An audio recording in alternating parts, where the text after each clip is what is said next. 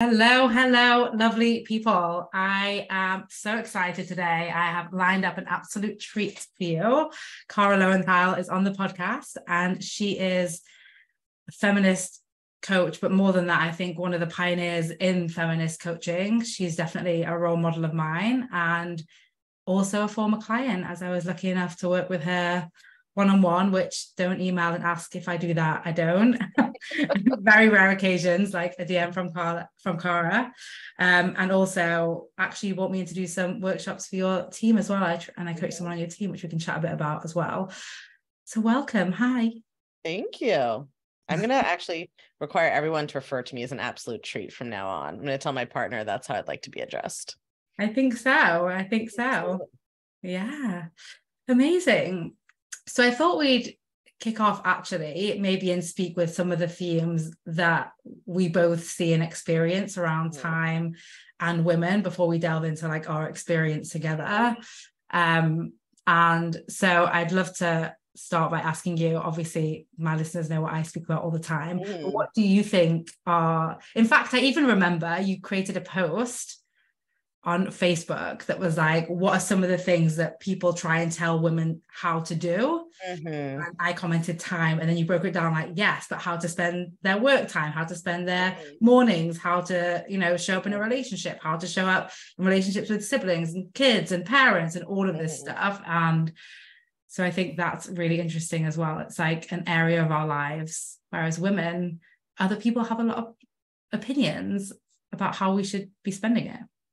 Yeah. So for people who aren't familiar with me, I'm the host of the Unf&ck Your Brain podcast, and I teach sort of women how to become aware of how society has impacted their thinking and how to change that thinking. So, if you're listening to this podcast, you listen to a lot of mindset and thought work coaching in general. And my work is really about adding the lens of gender-based socialization to that coaching conversation, not just gender-based. I'm an intersectional feminist coach, so I also talk about the impacts of white supremacy on your minds, on your thought process, of fat phobia, of ableism, of all the different kind of oppressive structures we live in.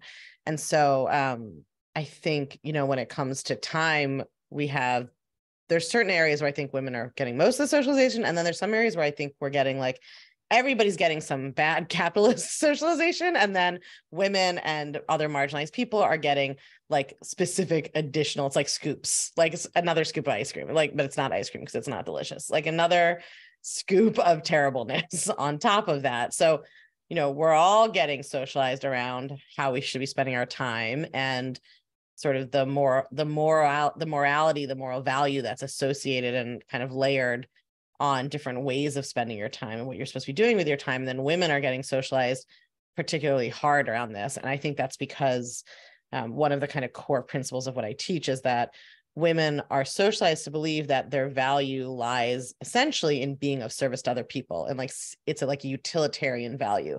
They're not socialized to believe they have value just for existing. It's what do you do with your body or your emotions or your brain for other people? And so obviously that is going to really impact how you think about time and how you spend your time if your unconscious core belief is that you're only allowed to exist if you are doing something for somebody else. Right. We are here to serve others, and therefore when we are not serving others, we are doing something wrong, which is where I think so much guilt comes in. I can tell you from coaching my own clients that time guilt is so prevalent, and it's not exclusive. It's not like, oh, I feel guilty if I'm working that I'm away from my kids. I also feel guilty with my kids that I'm away from working. Of course, yeah. Let alone the double bind. Whatever you're doing, you feel like you should be doing that, but also something else at the same time. So you can never be present with wherever you are. Right, exactly. And I think that lack of ability to be present is also something that we're like, well, that's my fault. I can't be present. And let me use. If I just meditate and had the perfect morning routine, then I would be present all day long. Right. And my new favorite one that I've seen come up so much recently on social media is, oh, the answer to 99.99% of your problems is actually just waking up an hour earlier. What do you think about that? I've, against my own will, become a morning person lately, and it is helpful, but I don't think it's the answer to structural sexism and racism. Yes, thank you. Thanks for clarifying that.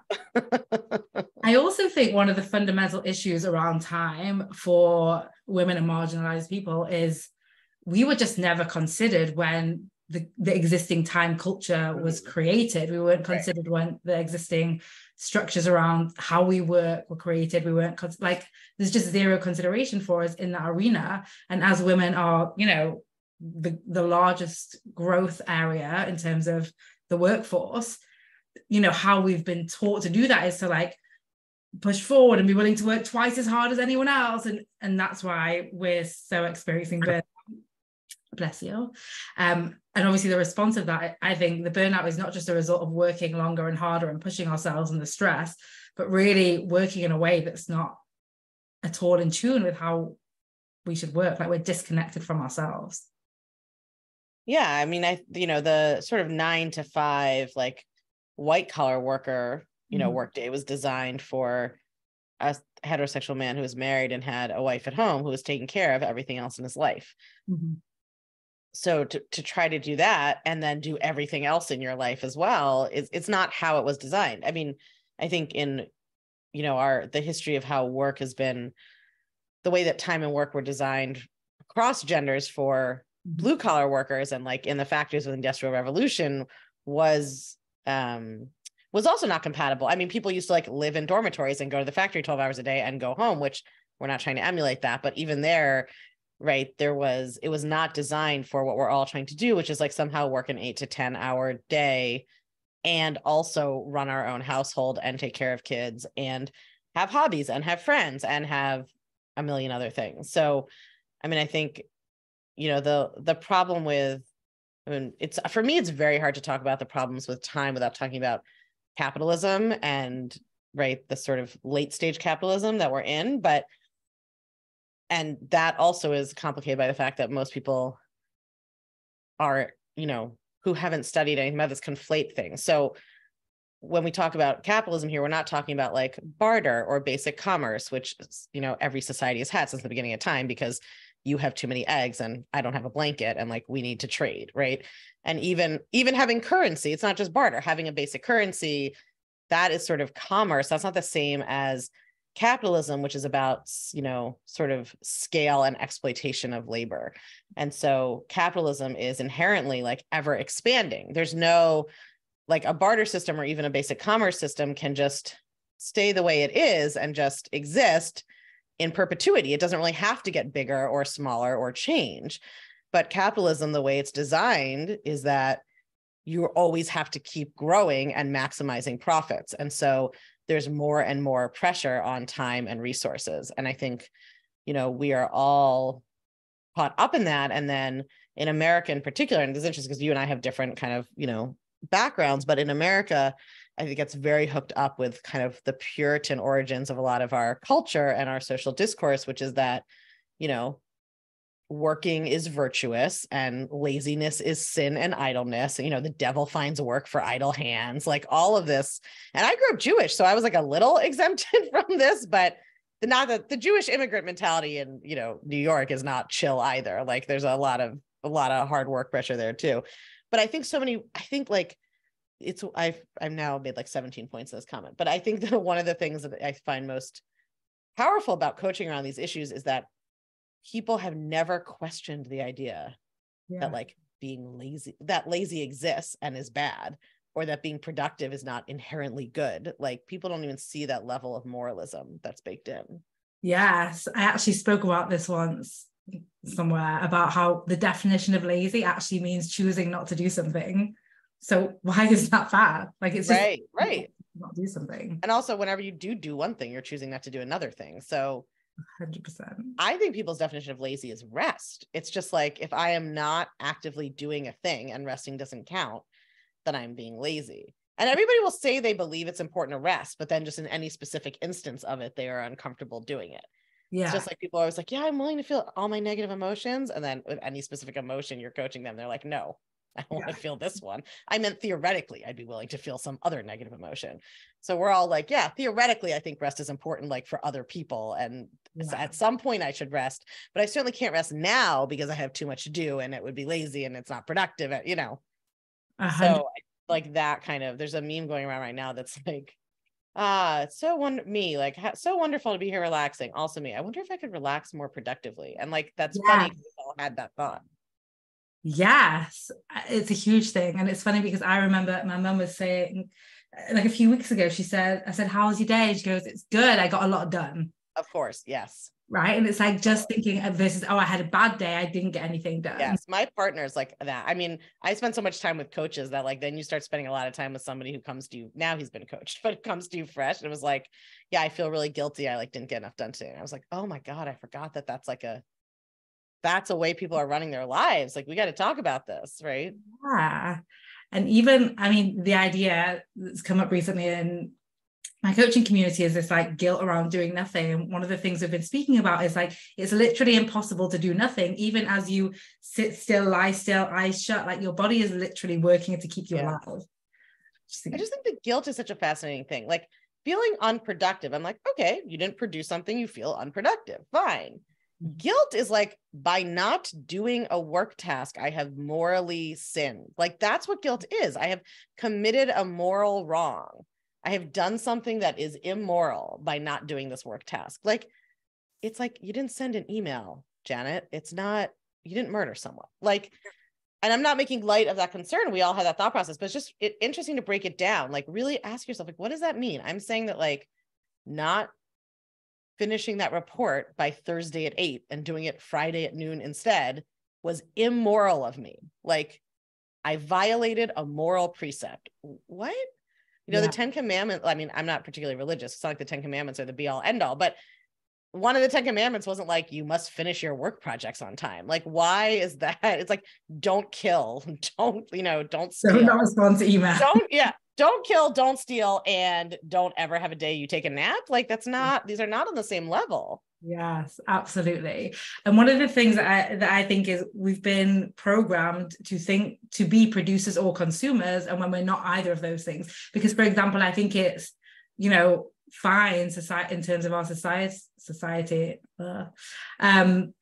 to be consuming, right? It's okay to be consuming, whether that's like 17 videos on YouTube or 17 pairs of shoes on online. Right, you can go to the movies because you're going to spend money on a ticket and popcorn, or you can like go play golf and because you have to buy a bunch of stuff to do that and then be at the country club. But just sitting on your couch that's lazy. Yes, and that's the problem, because if you think about it, like who would benefit most from that narrative? Not right. What does capitalism need? Consumers and producers. Those are the two identities you can have, and all of us are both of them at different times. Yes. And the way that rest gets like commodified in the sense that it like relaxation gets associated with things that cost money, right? You need to go on a vacation and pay for a hotel and pay for restaurants. You need to do a leisure activity where you have to buy a bunch of things to do it. You need, right? Like there's that kind of, right. You always have to be you have to be performing production or consumption all the time. Yes. And that point that Kara's just made is actually huge, because I'm seeing this more and more in terms of, and even if it's consuming like social media or blogs or like how-to guides or whatever. So it's like money, but just consuming information that other people can make money from. So I think that's a huge. Yeah. When you're scrolling on social media, you actually are. That's a funny way of thinking about it, because people feel guilty about that. You actually are you're producing data for Facebook and Instagram to mine and sell ads on. So you can think about it that way if you feel better about it. Yeah, exactly. There you go. And what's interesting as I'm thinking is like, I've never put this together before, but speaking to you, it's so clear. Like my background was in economics. So I'm like, oh, of course I've ended up in the time arena. It's so funny. Yeah. How you've brought it to me today. Well, because it's such a different resource, right? Money is a resource that you can like, it's more flexible, and time is really like, we have this amount, unless it turns out that, cryogenics works, like this is it. So how are we gonna spend it? How are we gonna create, it's a different thing. Totally. And then another thing I wanted to speak to you about is because you have a company. So it's interesting for us to speak about for women and for individuals and also for business owners and managers. Like, how is it managing that? Like when you're creating buying time, or how I think about time management for my employees, or your employees, how you think about it? I mean, I think this is a complicated area, primarily because especially as you're scaling a business, you kind of can't be everywhere and have your eyes everywhere. And like, you know, I feel conflicted around this, and that's sort of like trying to function in, you know, in like one kind of world when you're trying to operate a different way, but then you also, you know, you can't always, not everybody who works for you necessarily, first of all, not everybody who works for you is going to operate the same way you do. Like I am somebody who can, you know, is a sprinter, like gets a lot done in a short period of time. Some people are not. Some people are like marathon walkers. Some people really need structure and accountability to get their work done. And so you know, it would be nice to be like, well, it's utopia. I don't know what they're doing. They just create the results and I don't care where and when, and I don't know anything about it. But I recently had an experience with somebody on my team where I had relaxed my sort of requirement for employees at a certain level to, you know, to like basically for me to know what they were doing all the time. And it really turned out that we had like redundancy on the team and there shouldn't have been two jobs. So, you know, that was the downside of that. So I don't think it's an easy answer. Like I would like to be able to say, yeah, that we have, you know, that because I'm a full convert to the time hacker method, we have no structure and people just have job responsibilities and they do them in the middle of the night from Hawaii and it's fine.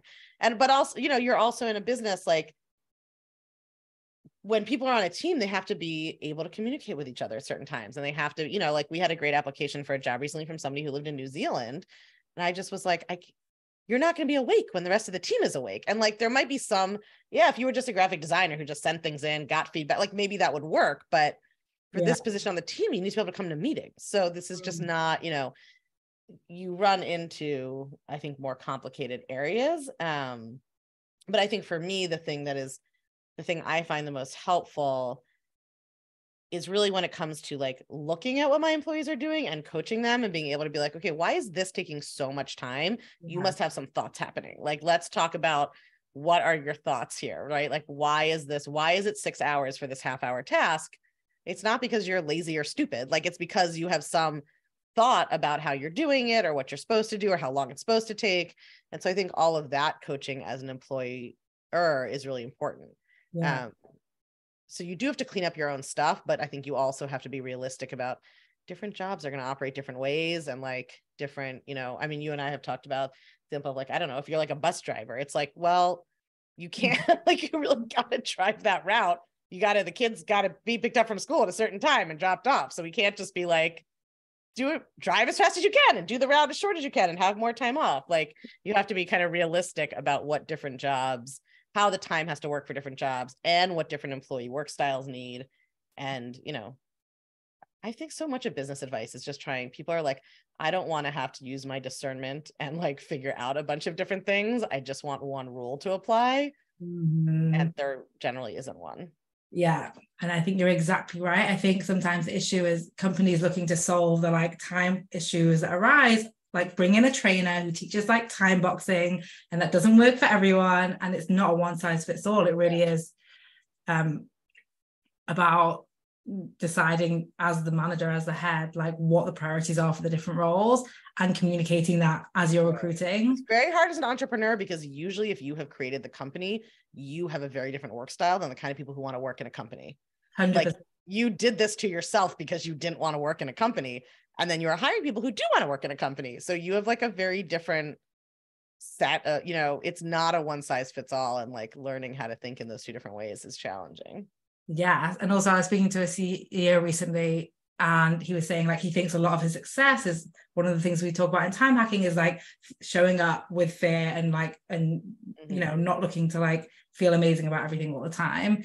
But that's like a very much a founder CEO personality trait. Right. And not necessarily for employees, and understanding that like our priorities are different, how we think is different, how we operate is different is huge. So I love that you shared that. Yeah, which is so important. Like I need somebody on my team who loves processes, because I do not love processes. I mean, I'll follow it once we have it, but I don't want to make it up. Yes. I just hired a director of operations and I'm like, oh, this is so like delicious. Not just, oh my God, it's so good. You get a good operations person and they just like, they're like, here's the spreadsheet that I've laid out perfectly for you and here's how it'll work. And you're just like, I'm just going to go down this yellow brick road. This is amazing.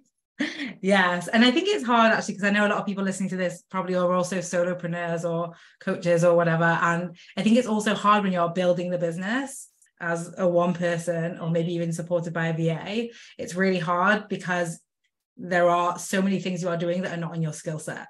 Yeah. Yeah. Yeah. You're like, right. You're the head of customer service and the head of marketing and the head of vision and the head of, I mean, even now I have 12 employees and I still do at least 3 jobs in the business. Yes. Right. And it's like, I think especially, and probably even for you now, but for that person, like, what is it that you are letting take longer? Or what is it that you are making take longer because of your thoughts about it, versus like, it's actually just a 5-minute job or a 10-minute job. Right. I mean, I couldn't do 3 jobs if I wasn't able to do things faster than most people are able, or most people believe they can, really. Or like, if I wasn't comfortable with, doing one draft and being like, okay, that's it. That's what we got. Right. So letting go of that perfectionism. I mean, I came from being a lawyer, and I've coached a lot of lawyers and even coached a lot of lawyers who turn into entrepreneurs. And it's a big transition, because as a lawyer, your training is basically, if you make a mistake, it's malpractice, right? Like everything has to be perfect. And if there are mistakes, like not only do you lose a case, but you can be sued. And so to go from that to being an entrepreneur where you're like, I don't know, it looks basically okay out the door, is like a really different mindset. And it takes a while to like shift through that. I think. And so going from the habit of like quadruple checking everything and having 4 pairs of eyes on everything, right, until being an entrepreneur is, it's a big mind fuck. It really is. And a few of the things that you brought up, a few of the things that came up when we were coaching together, you mentioned like sprinting. And I think like a lot of people, when I first speak about it, they're like, oh, the Pomodoro method, which I think is like 25 minutes on, 5 minutes off, which is like, I mean, it's like, that, but only 3 times, then you're done for the day is really more. It's like that, except like switch to 25 and 5 minutes ratio. So you're like resting a lot more than you are performing. And I think that's it. If you want to perform at a higher level, like rest is part of that. Yeah. I mean, I think rest is part of that. I also do believe pretty strongly in the premise that it's not the action that burns you out, it's the thoughts and feelings behind it, because you can be working on something that you love and feel amazing and work 12 hours and not be upset at all. And you can spend 90 minutes on something that you have terrible thoughts about. And at the end, you're so burnt out, you don't want to do anything else for 3 days. Right. So I think it's not the work that burns us out. I mean, to an extent, obviously, like, my sister-in-law's a medical resident, like that is an insane schedule. People are not sleeping for 3 days. Like that is biologically problematic. But for a lot of us, it's the, it is that, like, what is your thought and feeling behind it? And what is the kind of energy experience you're creating when you're working? But yeah, I mean, you and I worked a lot on coming to terms with the fact that I am more of a sprinter. And I mean, that I had known about myself, but I still had a lot of,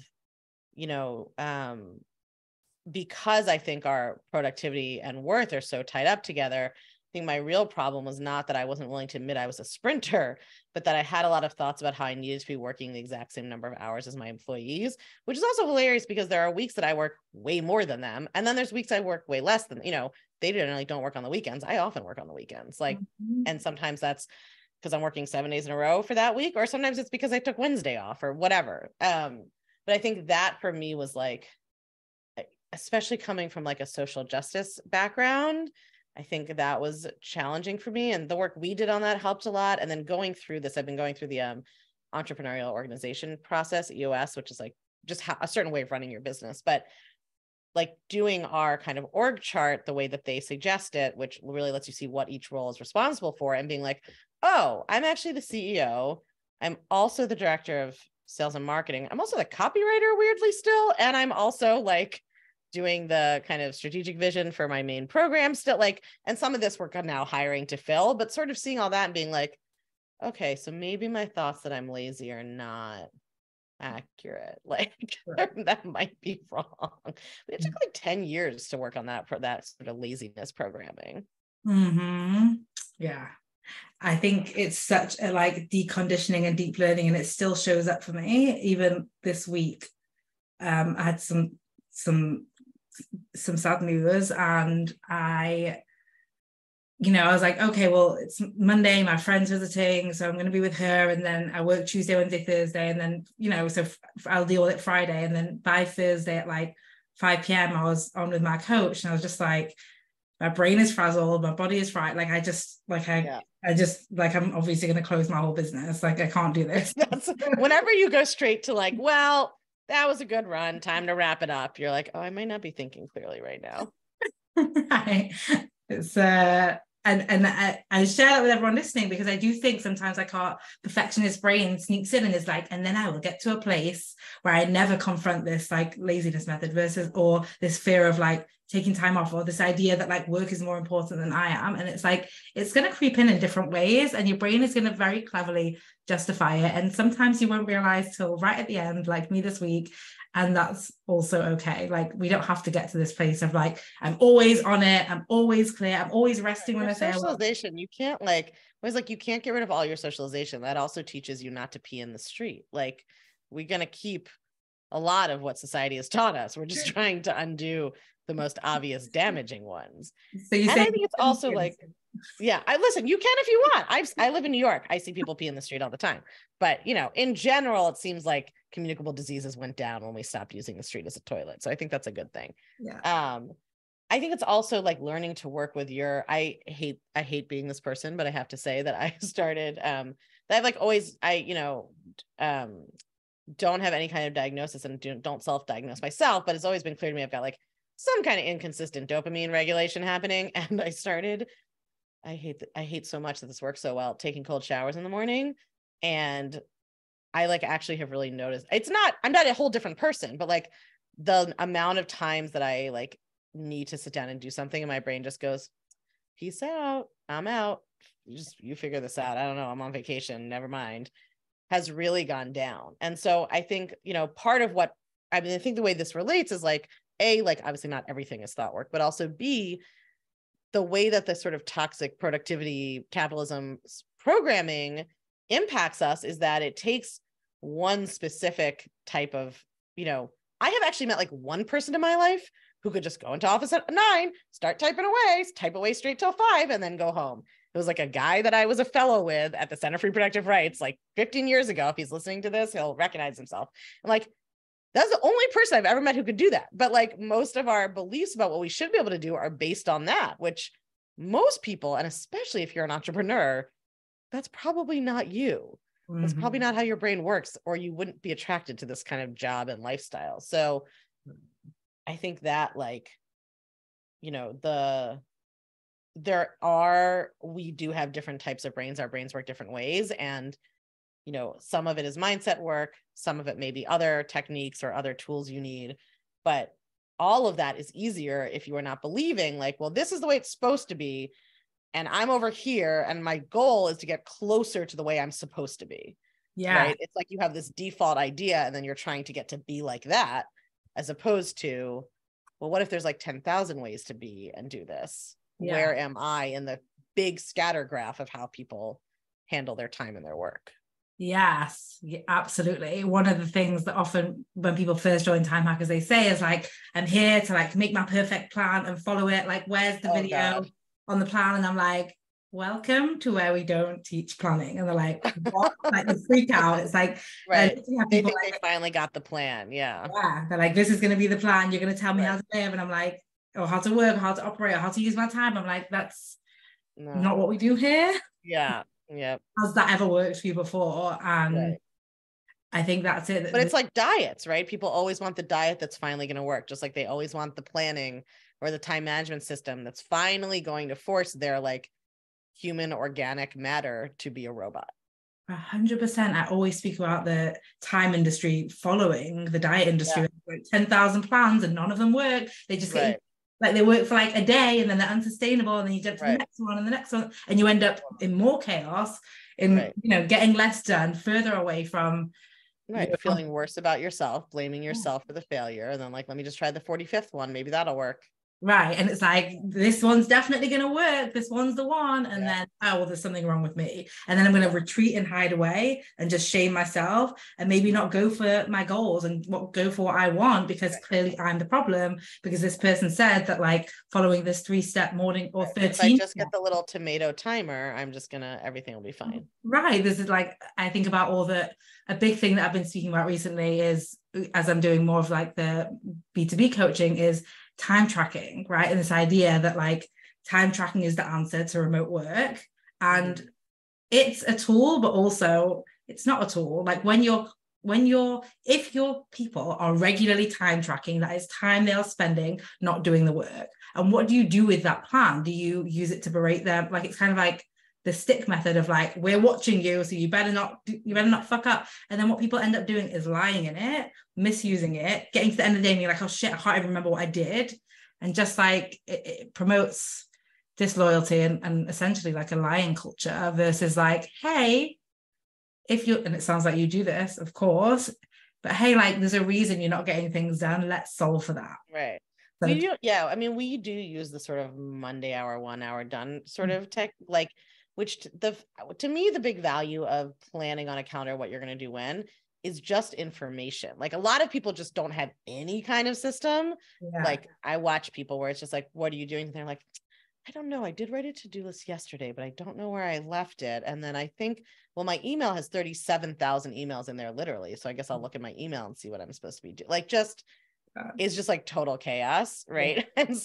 And I think people like us don't really understand how many people are operating that way, because that's not how my brain works. And I'm very organized, and like, I have my partner, I have friends, like the amount of times that I look at somebody's phone and it's like 37,000 unread emails, 146 unread texts, no system. And so I think for me, like it's not time tracking, it's like time planning. But it actually, one of the ways it's helpful for me as an entrepreneur, as a boss, a lot of us have unrealistic expectations of what other people can do with their time, right? Both because like when we did everything, we weren't doing it at the scale that these people are, right? So in our mind, it's like, well, I used to do the customer service and do the sales calls and it's like, yeah, because you had 12 one-to-one clients. And now you have a membership of 3,500 people. So your customer service person is dealing with 3,500 people, not 12. Right.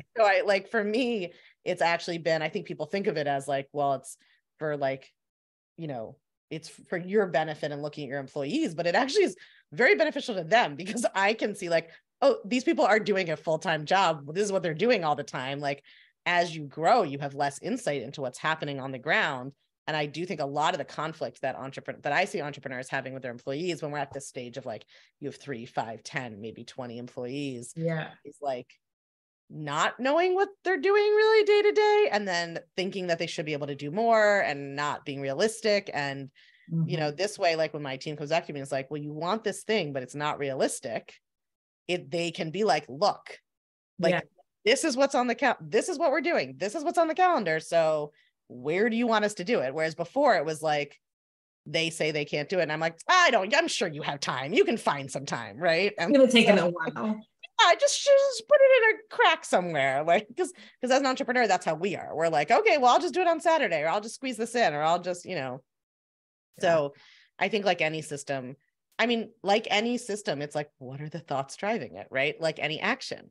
There are people who like give their employees complete say of how they spend their time on everything, because they don't want to supervise. And that doesn't end up good for the organization either, right? When you're just like, oh God, I don't want to think about it. You just do whatever. Let's hope this works out. Like, so I think like anything, it's, what's the thought and feeling driving your decision is going to come out. If you don't trust your employees, then that's going to come out, whatever system you're using or no system, and vice versa.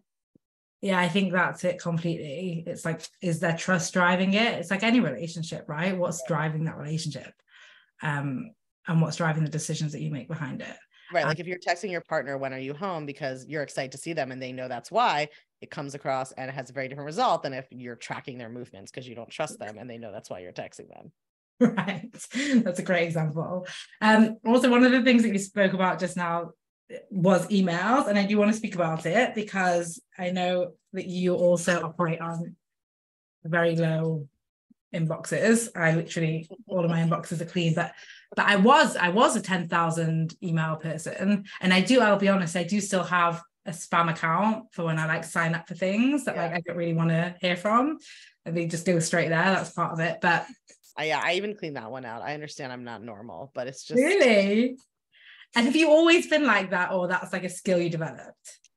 That's a good question. I mean, I grew up before email was very popular. I'm 40, so we didn't really start using email regularly probably till college. I mean, we had a computer when I was in like middle school and high school, but you called your friends on the phones, when you were 14, 15, 16 still. Mm-hmm. No, I think I've always been like that. I mean, I did read when I was clerking, a friend of mine introduced me to like David Allen, the Get It Done method. And a lot of it didn't work for me. Like part of my interest in coaching was me being like, okay, but this assumes that you have like basically no procrastination, avoidance, or emotional drama about your work. So what human is this for? Like, if you have none of those things, then you don't even need a system. Like you would just do it. So that part, for those who don't know David, his like old system, I don't know what he teaches now because things have changed so much, but this was back when people had fax machines and you didn't have a computer in your phone, and, you didn't have a phone in your pocket all the time. And his system was like, the part that I thought didn't make any sense if you were a human was like, well, you just, have your priority list and you just do the things whenever you're at the right context for them. Like you're at your phone, you're at your computer, whatever. That part didn't work. But what really resonated with me from his work is that when like your email inbox is full, you are using up so much brain power to constantly be scanning it and try to see what's in there and look at like that you are sort of forcing yourself to make decisions over and over and over. And that's a huge waste of your time and your mental energy. That like basically because you don't process it into tasks, instead you are using processing power every single time you go in there to be like, okay, what's in here? Oh yeah, there's the email from my lawyer that I never emailed. Now I'm thinking about whether I signed the will documents yet. Oh, there's the email from the tire place. Oh, there's the email from my butt. Like, so that was really powerful for me. And I think that's when I really started being like I'm not fully like, I used to be more fully zero inbox as my life has gotten more complicated. Now there's probably like often 3 or 4 hanging out in there I really haven't dealt with, which I need to. Part of that has just been like integrating now that I have a bigger team, like what system we use in the team. And then I've got my personal, it's just like I'm no Rachel Hart, who is the perfect, is truly the most organized person I've ever met, the Take a Break podcast host. But I think that was very powerful for me because I could just really see it. I was like, I could look at my email and be like, oh yeah, he's right. Like I can feel my brain doing this right now. And I can see how that's so inefficient. Yes. Right. I think the same with to-do lists. It's like the exact same thing. Like you can write it all down, but every time you look at it, you have to make so many decisions. And if you have something on there that you don't really want to do, like great, there's everything else that you can do instead. Well, right. That's why I was like, that part of the system doesn't make any sense. So what I teach like in the clutch is a combination of his system, the calendaring system, but with a healthy dose of like, this is not a thing to use to beat yourself up. So the point of the system is not to use it to police and berate yourself, right? And if it doesn't work for you, mess around with it. Like, when I first started teaching this, even before, I worked with you, like I already was teaching, like, put a bunch of buffer blocks on there, move things around. Like I used to work with first-year legal associates who literally didn't know what their job was going to be the next day because their whole job was to jump to whenever a partner needed something. And so having like a flex, for me, it's really like flexible structure. It's like, here's the general principles that I recommend, which is like, don't use your email inbox as your to-do list. And, don't like, these are things that will drain your brain no matter who you are, because they're just inefficient. Like leaving your fridge open, whatever you're eating, it doesn't matter. Things are not going to keep well in there if the fridge is open. So it's like, here are general principles that really have to do with how anybody's brain works. No, this is not good for anybody. And then beyond that, it's like, modify things to fit your brain, your work style, all of that. But the most important thing is always, how are you talking to yourself about what you're doing? That matters more than anything else. 100%. And how you're talking to yourself about yourself. Like that's the number one driver of time. Like that's the number one driver of time wasted. That's the number one driver of time inefficiencies. And that's the number one driver of what you do and don't get done. Amen.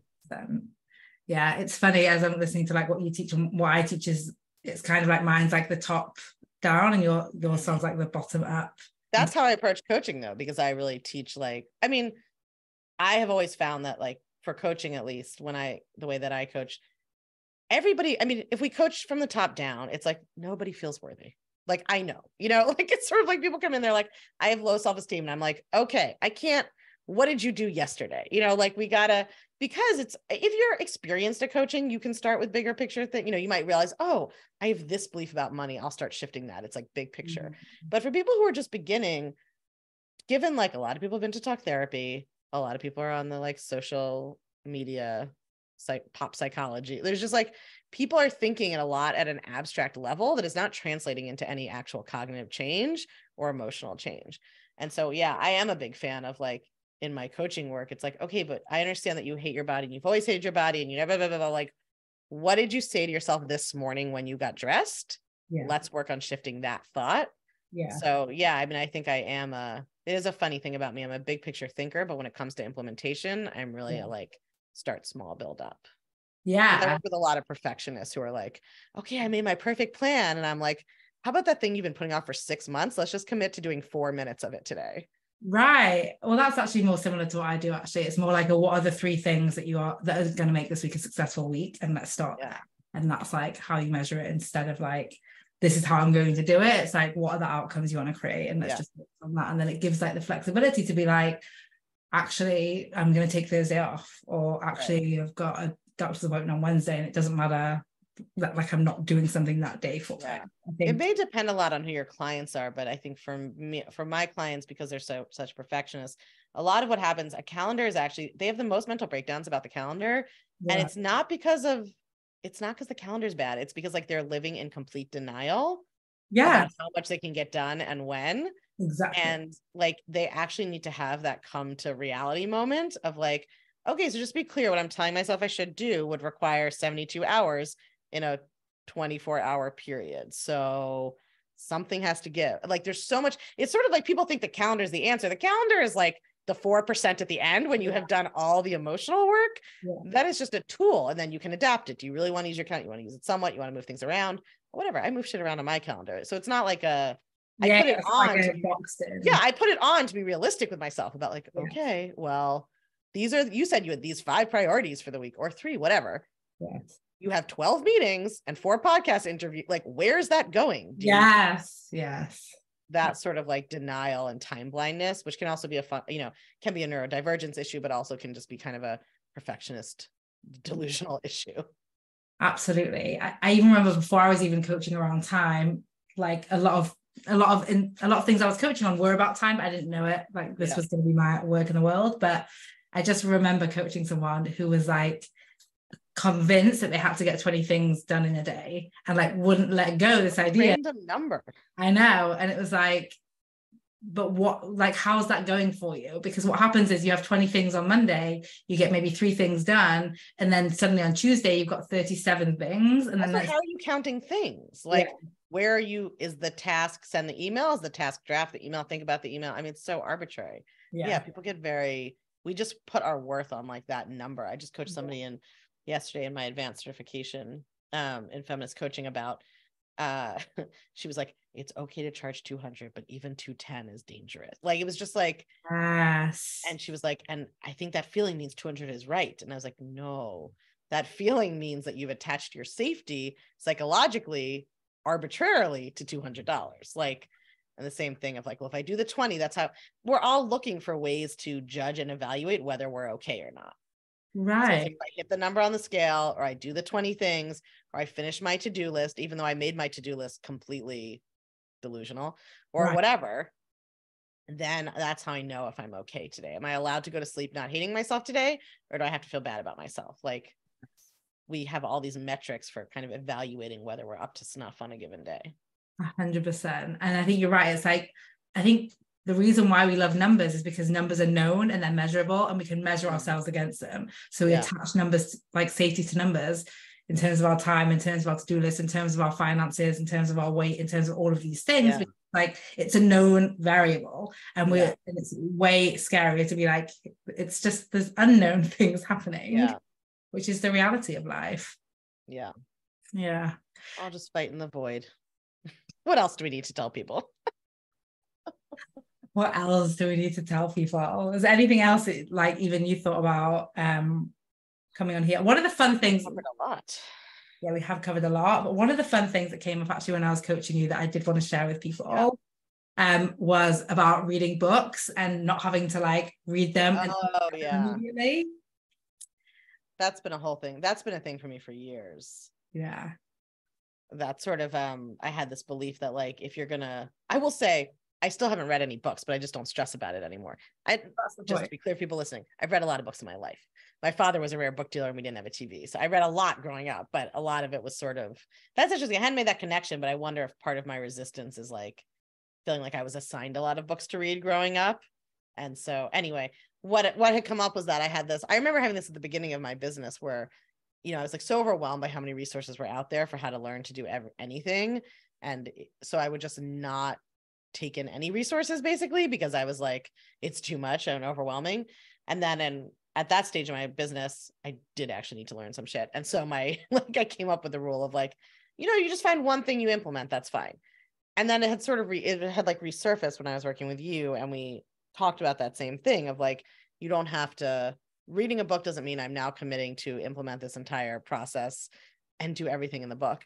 And we worked through that. And I hadn't thought about that since then, but the upshot has not been that I read more books now. I mean, I read novels, I read fiction. I still don't read most of the business books I have or the coaching books I have or whatever, but I don't really stress about that anymore. I just have like decided I don't need to, and it's fine. And maybe someday I will, but I think I've been creating my own body of work. I mean, I got an education. I think it's important to learn about what you're doing, but at this stage, it's sort of like, well, I can work on the book I'm writing that comes out next year, or I can read somebody else's book. Yes. And that's, where I am. So I think this is just a good example of how you never know what the outcome of the coaching is going to be. Like you think you're coaching to one end and then it turns out to be totally different, but you needed that coaching to get you there. Absolutely. And one of my time hackers actually shared this thing amazing recently, Kelly. It was amazing. And she said like she uses books like oracle cards. So you'll just like pick them up and be like, get what I need from it, instead of, again, how we've been taught we should read and what it should look like, versus like you literally, like, there are no fucking rules. You just get to use, like, everything is a tool for you. We're not a tool for our calendars. We're not a tool for our goals. They're all there for us. Same with books. It was coming from being an English major too, because I used to have to like close read texts and mark things up, and like the scholarship I was producing was like a close reading of, whereas especially with, let's be real, coaching and business books, even my book on some level, like a 30-pager would get the core ideas across, right? But you have to, I think my book is going to have a lot of like concrete exercises people can do. So let's say it could be 100 pages, but a lot of books that you read out there, it's like there's one idea that is useful. You could read the book proposal probably and you'd be fine, but it has to be 250 pages because that's what the publisher wants. And also, I will say, I also do sometimes like the repetitiveness of a book, because I feel like it can like make you really absorb it for sure when it's a really important, useful one. Which yours will be. Do you have the title already? Yes, it's called Take Back Your Brain. What? So good. How sexist thinking can trap you and how to break free.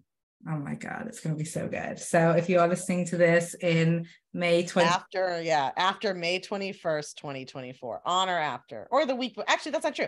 If you're listening to this by January 2024, you should pre-order the book.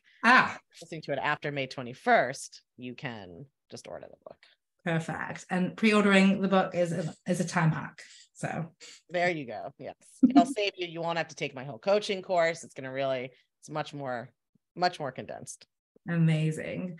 Cool. I think we've given everyone lots to think about. If I was listening to this podcast episode, I would probably re-listen. And if you usually listen to your podcast episodes on like a double speed, you might want to slow it down. Maybe should have said that at the start. But I do think this is an amazing episode for everyone to really listen to and take notes. And also, like we've just shared, maybe just think about like, what's the one thing that I want to take from it today, instead of like, I need to implement all these things and change everything all at once. So that's, I think, the perfect reminder for us all. So let people know, you've kind of teased during. Unfuck Your Brain is my podcast. You can find that anywhere you get your podcast, or go to unfuckyourbrain.com. And all my social media handles are at Kara Loewentheil, which is a beast to spell, but I'm sure will be on the show notes here. It will be on the show notes. Also, at this point, my SEO is good enough that if you butcher the last name, you'll probably still find me. That's Kara, and then some version of Loewentheil will get you where you need to go. Perfect. That's why I went with Vicky Louise instead of my surname, because like Yeah. no one can spell it right, including me. Yeah. Kara Ann just had a real Southern sound that I felt like probably wouldn't work as well. Amazing. And is there anything you want to say to anyone that's thinking about getting involved in my work? What you would say to them if they're like, maybe this is for me, but also maybe I just want the perfect plan? I think you hit it on with a nail on the head on the dieting, although some of these people may also still be dieting. But I just think like it's easy for someone to sell you the idea that they have a plan that will solve all your problems that they've created and they're the expert. And a lot of my work has to do with showing women and other marginalized people the ways in which we've been taught that we are not an authority in our own lives and that other people are the authority for us. And, you know, preferably a white man, but, you know, if they're not around, you know, if you can't find that coach, you could use a woman instead. Like Yeah. we outsource our authority all the time. And so I think that the work that you do around time, similar to the work that I do in a lot of other areas, is about the very uncomfortable process of becoming your own authority and making your own decisions. And your belief that you can't be trusted to do that is not an accurate reflection of your capacity. It is something you've been taught by society because it benefits society. If we all believe that we can't trust ourselves, then when, you know, unfair and unequal practices happen and people just explain to us that really it is okay and for our own good, then we'll believe them, right? So it is to society's benefit and not your benefit for you to believe that you need someone else to tell you what to do. Right. And women are particularly socialized that way. So I think, you know, there's a million people you can pay who will tell you what to do, and it usually doesn't work. That's why there's so many of them. If one of them worked, it's just like diets. If there was one diet that worked for everybody, then we would just have that one diet and everybody would do it, right? Same thing with time and schedule. If there was one plan that worked for everybody that you could just do without customization, then that person would be a gajillionaire and we would all pay them and nobody would have this problem anymore. So it's not out there. You have to be willing to do that like discomfort of, okay, I'm going to be in charge of my own self. Mm-hmm. And that is going to change your life. But, you know, it's not going to be you can color code it if you want, but it's not going to come in a pretty color coded planner. Right, exactly. Amazing. Thank you. Well, thank you so much for being here. We will get all the links in the show notes. Great to see you as always. And this was an amazing episode. So I hope everyone enjoyed. Thank you.